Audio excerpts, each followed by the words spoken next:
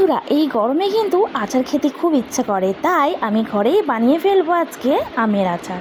তো আমি এই যে আমগুলোকে কেটে আর রোদে দিয়ে গেলাম। রোদে কিছুক্ষণ থাকার পরে কিন্তু আমি বিকালে আচারটা তৈরি করব। তার জন্য নিয়ে নিয়েছি কড়াই 5 ফোড়ন আর জিরে আর 2টো শুকনো লঙ্কা পরে দিয়েছিলাম আমি, যেটা খুব ভালো একটা স্মেল আসার জন্য এই মশলাটাকে দেওয়া হয়। তো তার জন্য আমি এই যে মশলাটাকে ভেজে নিচ্ছি, আর একটু গন্ধ গন্ধ বেরোলেই খুব সুন্দর একটা স্মেল আসবে, তখন কিন্তু নামিয়ে নিতে হবে। আর নামিয়ে নিয়ে কিন্তু গরমটা ঠান্ডা হওয়ার পরেই কিন্তু তোমরা মানে গুঁড়ো করবে, ঠিক আছে? তো তারপরে আমি এই যে কড়াই দিয়ে দিয়েছি সর্ষের তেল আর 5 ফোড়ন একটু আর অল্প 2টো শুকনো লঙ্কা। তো শুকনো লঙ্কা 5 ফোড়নটা ভালো করে ভেজে নেওয়ার পরে ওটাও একটা সুগন্ধি বেরোবার পরে কিন্তু আমগুলো দিয়ে দেবে। আমগুলো কিন্তু বেশ একটু শুকনো শুকনো হয়ে গেছে, ওতে কিন্তু কিছুই মেশাতে হয় না বা আমি কিছু দিয়ে শুকনো করিনি, নুন বা হলুদ কোনোটাই নয়। তো আমি যখন ভাজছিলাম আমটা, তারপরেই কিন্তু একটার পর একটা কিন্তু দিচ্ছিলাম। আর আমাকে কিন্তু শিখিয়ে দিচ্ছিল আমার একটা জেঠিমা, কারণ আমি এই প্রথমবার আমগুড় নিজে হাতে তৈরি করছি। তো তোমরাও যদি এরকম করতে চাও তাহলে অবশ্যই আমার এই প্রসেসটা দেখে কিন্তু অবশ্যই তোমরা করতে পারো চেষ্টা, ঠিক আছে?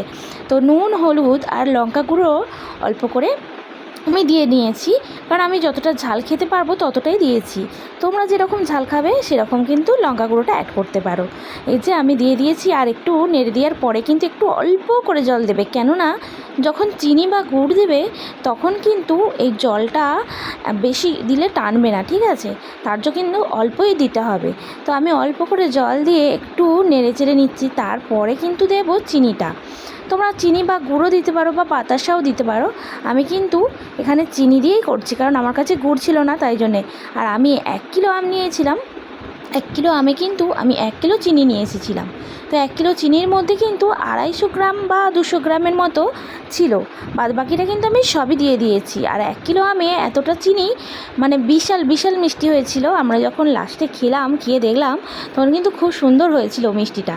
তো তোমরাও এরকম যদি বেশি মিষ্টি খেতে চাও, যতটা আম নেবে ততটাই কিন্তু ঠিক চিনিটাও নেবে।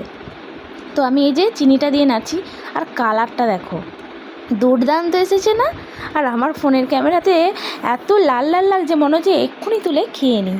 তো এই যে আমি নাড়ছি, আর এখনও কিন্তু পুরো চিনিটা কিন্তু গলেনি। যখন গলবে তখন কিন্তু অনেকটা নরম নরম বা জল জল হয়ে যাবে।